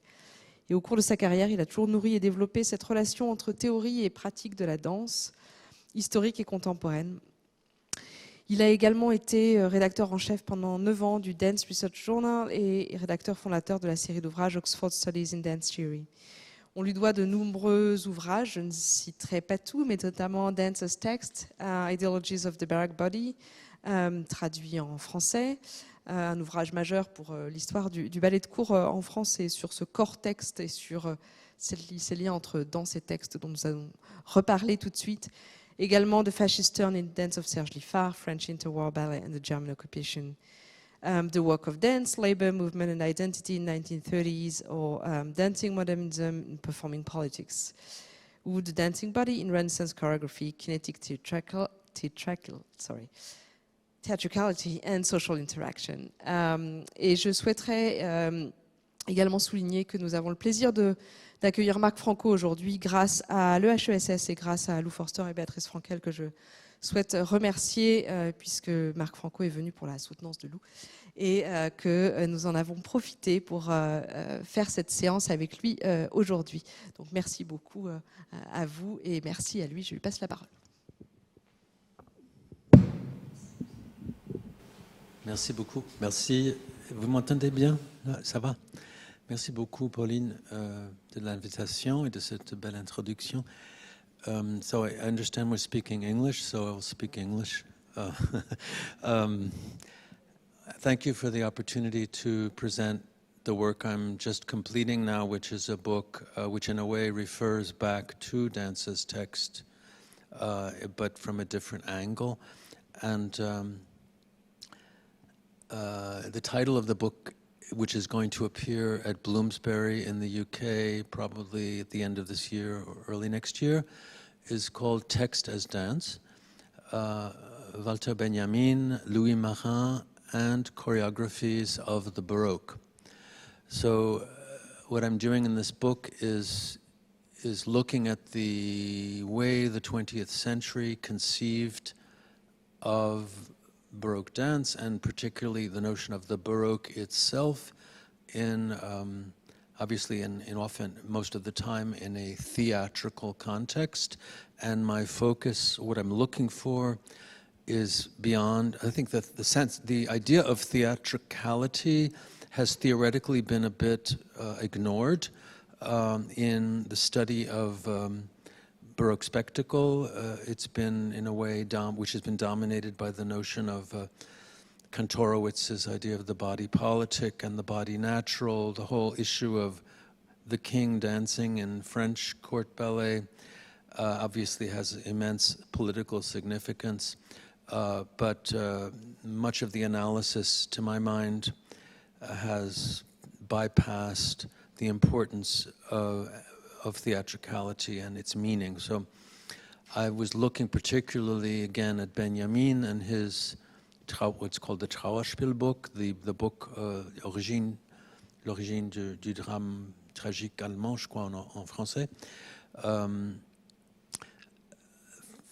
For one, because Benjamin was really the first one to deal with these important issues in his thesis, which was 1928, of course. And of course, he was denied a doctorate on the basis of his defense. The book itself, I believe, was published in German in 1955 only, so it was more or less unknown. And then finally in English in 1977 and in French in 1982, which really put it back into our consciousness, so that the key themes that he spoke about, which were allegory and the fragment as the particular Baroque methodologies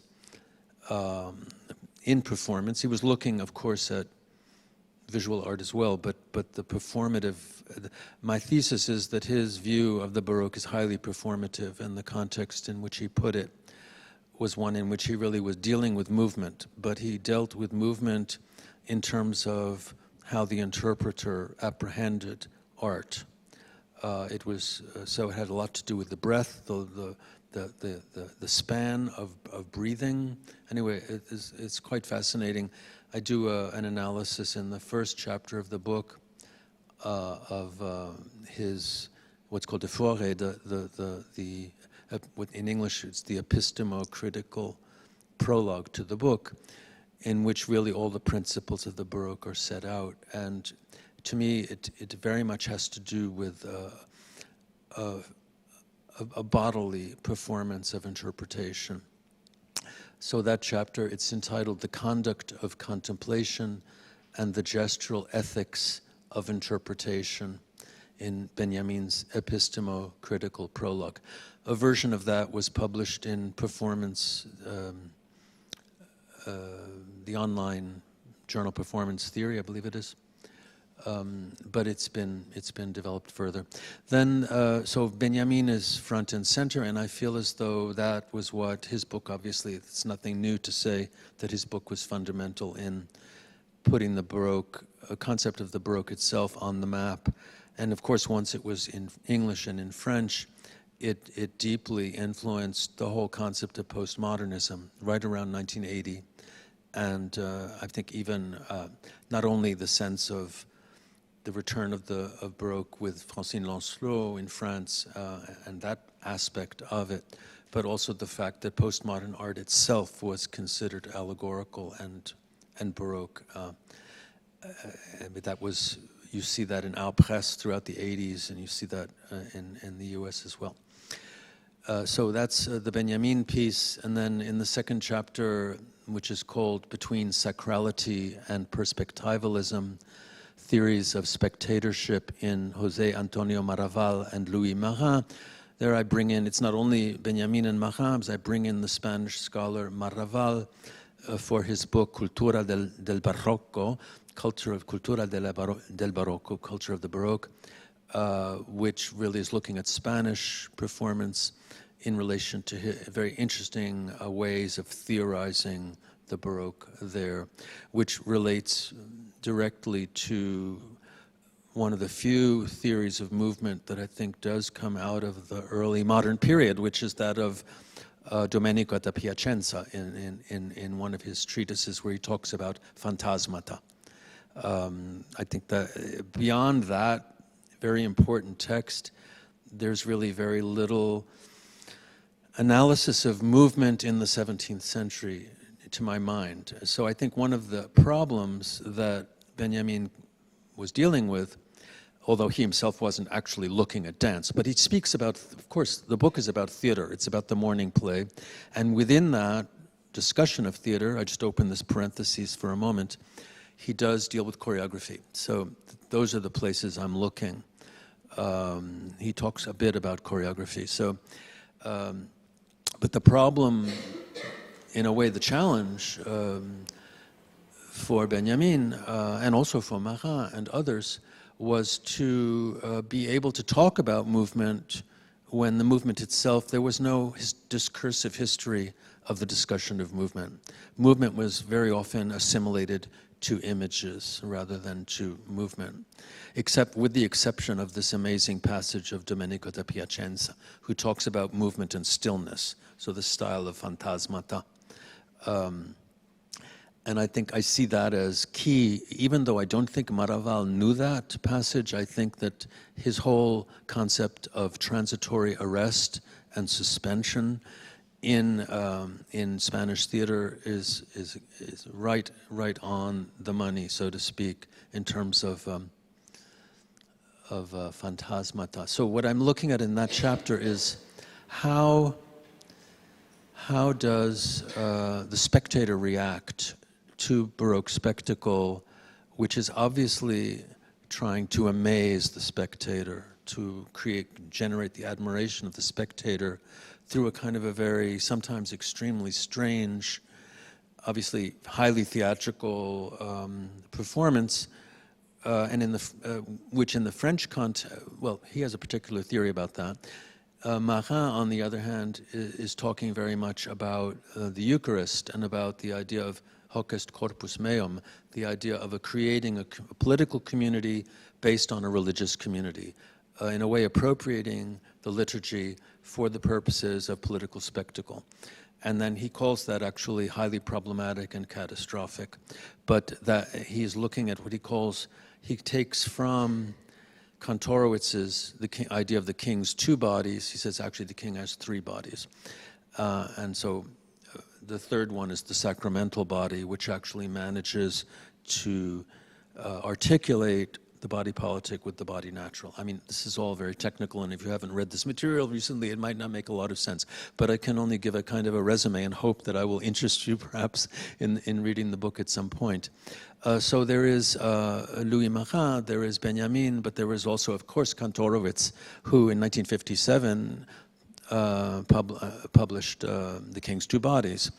And that became the really text of reference for many of these issues. And there is, of course, Maraval as well. And I'm also dealing with Foucault quite a bit. I'll come to that in a moment.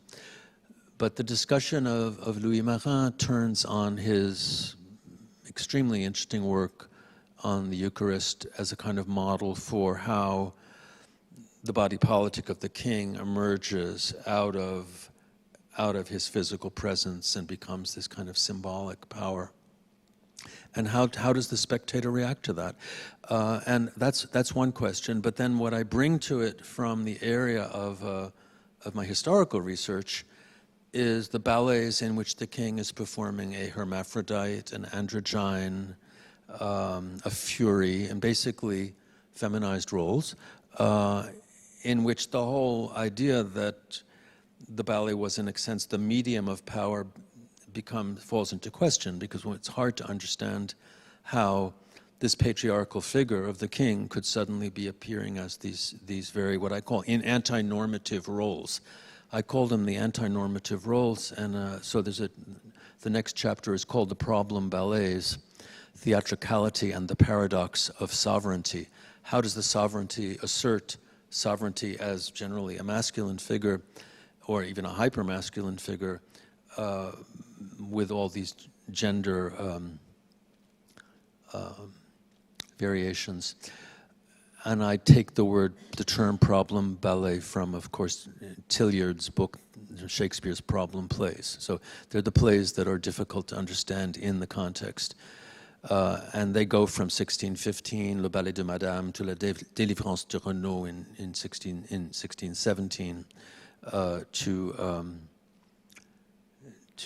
Les Noces de Tétis et Pelé Tétis in 1654, and that one is Louis XIV. So there are only a few of them, but they're quite striking and quite unusual. So in that chapter, I do analyses of those ballets, but using critical terms that I take from Benjamin and Marin. So the fragment, the allegory, but also le neutre in Marin, from Utopique, and a number of other critical ideas that work quite well. So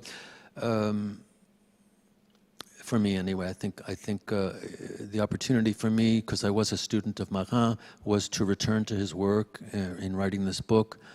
And of course I know his major books, but he wrote so much, and so many of his articles have now been republished by a small group of scholars, so that one can really has everything to look at.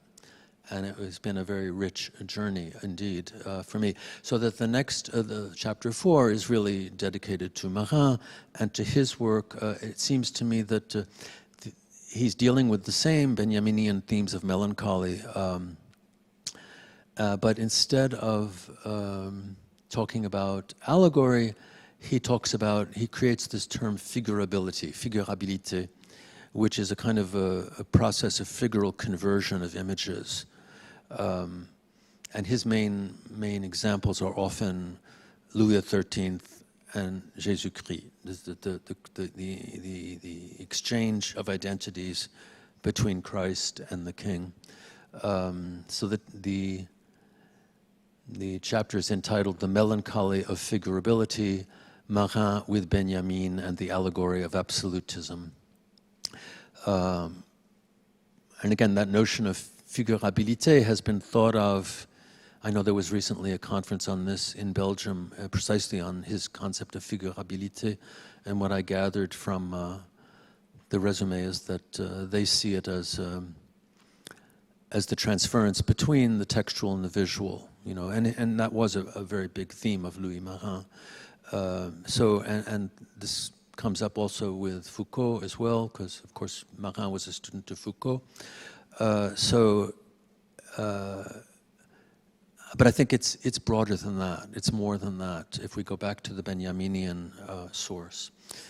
So chapter 5 is dedicated to the text of Foucault on Las Meninas, the preface to Les mots et les choses, which I call a subtle system of feints. That's a quote from the text.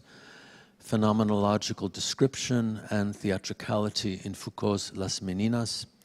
And so there both Foucault and Marin had worked on Port-Royal language theory, and so they were very interested in what was thought of as body language versus a language body, and how to understand the way the 17th century conceived of language. Anyway, it's complex, and I can't get into it here. If I had the time, I would maybe choose one of the chapters and we would work on it as in a seminar. But what I find interesting in Foucault's vision of language theory in the 17th century, in what he called the classical age, is his belief in language as fundamentally spatial, and therefore creating a linear space which has to take on the representation of reality. So he sees it as a discursive phenomenon. And I think Marin, in a way, tried to get around that approach by taking seriously the Eucharist. In other words, there's something that emerges out of language. Out of the language emerges a body language, which is that this is my body. In other words, that sense of what is transubstantiation, which is obviously a magical and religious concept. Foucault didn't want to touch that at all, but Marin did, and I think in an interesting way it resolves many of the tensions of 17th century language theory. So, but at the same time, when you get to Foucault and his reading of Las Meninas, which is an eminently theatrical image, you see that he's working against, by what is Marinian about it is that he is seeing the interaction between the visual and the textual in the painting, but at the same time he is working against the phenomenological, that he's seeing it. Basically, what's going on is what I call the problem of the Baroque, which is that it's the problem of the Baroque in the context of a kind of desacralization of the image and of movement at that time. So there are the questions of freeing theatrical movement from the prison of this sense of the Eucharist or of the liturgy, and opening it up to movements that can be unpredictable. But always within, I mean, it's a very literary book because it's always within the context of relationship to language and to texts. So that's why I call it text as dance, because I think the reason for that is that the movement they were looking for in these topics had to be negotiated in the critical language itself. In other words, if there was no text on movement to discuss, one had to generate a form of textual movement. So I think that these are very performative texts in that way. And I see it as a way to compensate for a lack of theorization of movement at this time. Which makes me think a lot of Claudia's presentation as well. And then the final chapter is on William Forsythe's ballet Artefakte, which was very much based on ideas of the Baroque as well, from 1984. And he, speaking about the importance of language, he generated the ballet from what he called a language model. So there is language, of course, spoken language in the ballet, which is very much about the stage space as a space of representation, the square box, but also about a kind of a Baroque deviation from the classical movement vocabulary, which is basically the duets that are performed often separately as Artefakte suite. So that's the, ending with a contemporary work. That's the resume. I'm not sure how much you can derive from that. I could read you a little bit of the introduction, or we could just have a little discussion. Yes. Please go ahead.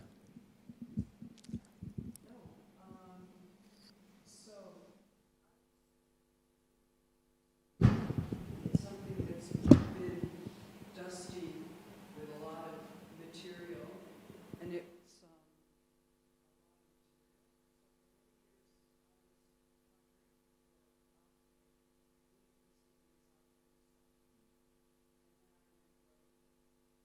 and I continued on my own to film the baking of Medea with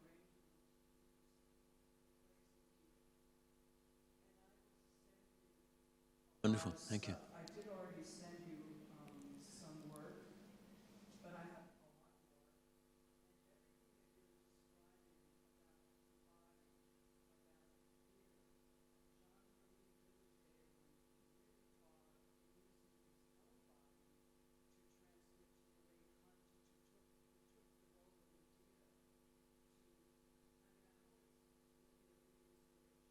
Oh, thank you. everything you're saying is embodied in this particular opera called, and it's Charpentier's Medea. And what's incredible, this other one,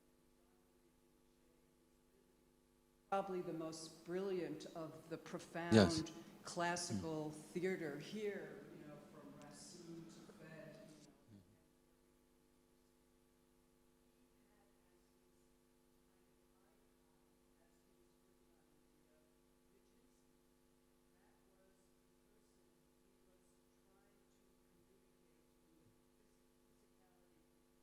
Wanted Lorraine Hunt often to embody. And I sent you that, and I sent you that. That's just, but it's an incredible, because it's John Marie. All these jests that are very Nijinsky inspired, that was taken in performance, and I also have that performance. It's a little bit flu.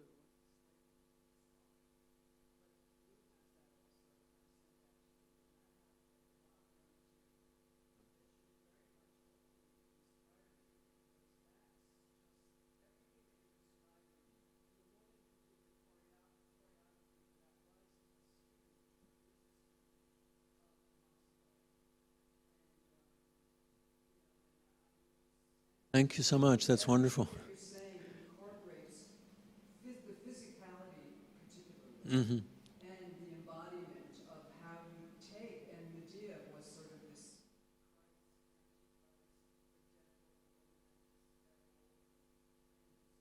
very kind of profane piece at the same time. So I'm definitely Fantastic. Send you and I'll send this woman. Wonderful. Thank you. I'd love to know that more about that. It sounds fantastic.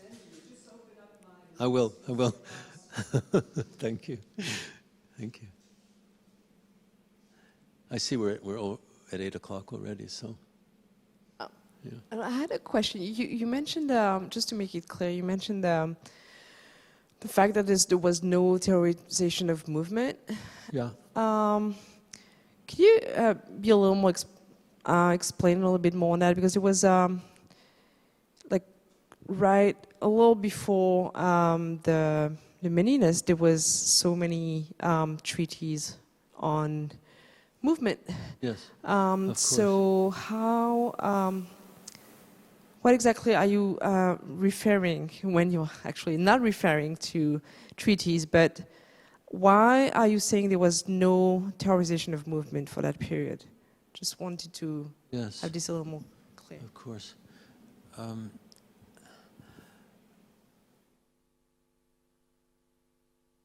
You know, when you think about actually what Claudia was talking about, the processes of corporeal performance, the looking for certain qualities in movement, I don't find in historical writings, of course there are the treatises, there's notation, there's a ton of information. It's not as if dance has not been written about and also, as you know as well as I do, notated and therefore preserved in many ways. But there is very little discussion of the quality of movement, to my mind, in historical writings. And there's a tendency, not among the treatise writers per se, but more among people like Ménestrier, for example, in the 17th century, to talk about the movement image. But the movement image is basically the image. In other words, it's not that movement is denied or in some sense ignored or overlooked. Movement is understood to be present, but it is conceptualized more often as an image than as a process of the body moving between different moments of signification. And that's where I think this is very important for the concept of the Baroque itself, because I think if the Baroque is a way to contest the classical, as you know, one could theorize it, if you just drop the idea that the Baroque is a period in artistic production that goes from I don't know, the end of the Renaissance to 1750, and then it stops. But if you think rather, and in a way, in a much more French sense, that the Baroque is in a dialectical relationship with classicism, and that it actually precedes classicism in ballet in the 17th century. And then there are many theories of it as kind of subtending classicism, so that even the icons of classicism, like Racine, have been interpreted more and more as fundamentally Baroque. In other words, that there's something underneath it that changes our view of its sense of order. And so, I mean, the idea of the Baroque as and this is why the 20th century was interested in this topic, precisely because it was a contestatory phenomenon. And you see this in the 60s with Debord, you see it with Glissant, there's so many fascinating commentators on why we are Mikabal, we are as contemporaries, we are Baroque people. At any rate, obviously one could look through 17th century French philosophy to find theories of movement and go much further with that. But I do think the Domenico is extremely unusual, because giving us the parameters within which we understand how movement signifies, what the aesthetic is, and how it works to generate meaning, that I don't see in most texts of the manuals and treatises. And I think that was what Benjamin and Merin and others were looking for. I mean, although again, they weren't looking directly at dance, but they were looking for a theory of movement that would help us to understand the Baroque as an operative concept for modernity, and also as an alternative modernity, not one that derives from classicism, but one that is co-terminus with classicism, but also offers us an entirely different, unconventional view of it. I think it becomes very important, especially with relation to Lifar and with, you know, the rise of neoclassicism in French dance, which in the earlier book on Lifar, I had added a final chapter explaining how the rise of Baroque dance after World War II, you know, over several decades, until really with Lancelot in the 1980s and L'Année du Patrimoine, it takes off. But it really was this was going on in many fields in the 50s and 60s and 70s also. So it becomes a kind of alternative way of looking at a history without letting go of the 17th century in our view of what modernity is. Well, that's the French version, but there are many other versions because, of course, there's Latin America. I mean, the Baroque was extremely important in the 20th century in Latin America as Neo-Baroque, and of course, in each place, it's something else. But I hope that answers a little bit. I mean, it's something. I'm my starting point in a sense. Again, if I could get into the text, if we had time, I would give you more examples, but. No, but what you mentioned about the difference between manuals, I was thinking of manuals, but like manual de espadas, the fence manuals in Spain as well, like early 17th century, where this, as you said, description of movement is mostly in terms of visual and not the quality of movement. So you answered perfectly what Sure, there are movements, and when in my dissertation on the dancing body, and I found movement not in the treatises, but actually in the language of the treatises, such as Arbeau's mute rhetoric, and in the intertexts of civility manuals and concepts of rhetorical action that were taken from Quintilian. So there was movement there, but the point is that when you're talking about dance, the tendency is you're not going to talk about that. You're going to talk about it in other places. So to me, it was fundamentally intertextual. And originally thought about it as what I call the absence of the dancing body, but of course that's not a good approach because the dancing body was not absent. I mean, we were able to reconstruct things, and so it's not as if it were absent. But yeah, I'm sorry, yeah. No, I was thinking of this continuation.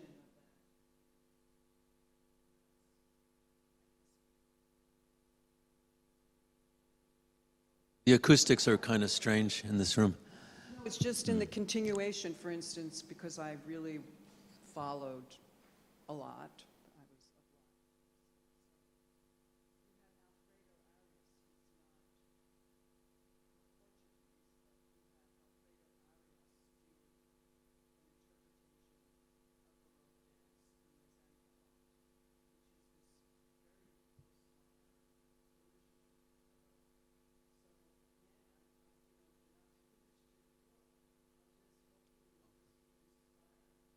Okay. Which is particularly one performer who just really took it to the extreme.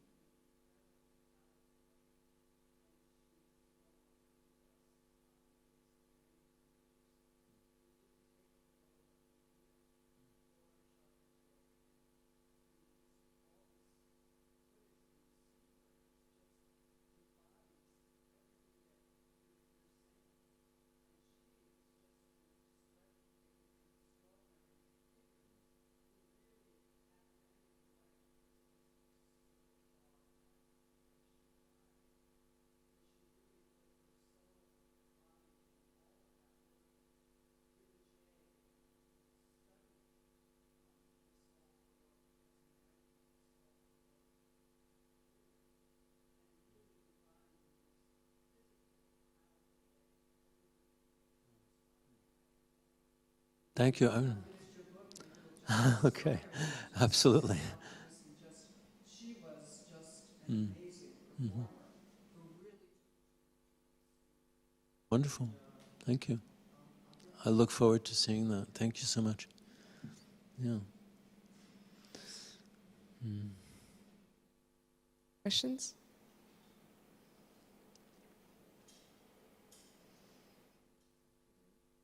Well, we look very much forward to reading your book. And I thank you very much all for being here tonight. Merci beaucoup à tous. Merci beaucoup à nos intervenants, à tous les trois. Et nous aurons certainement une séance à l'automne. Mais voilà, vous serez informés. Tout sera sur le site de l'INHA.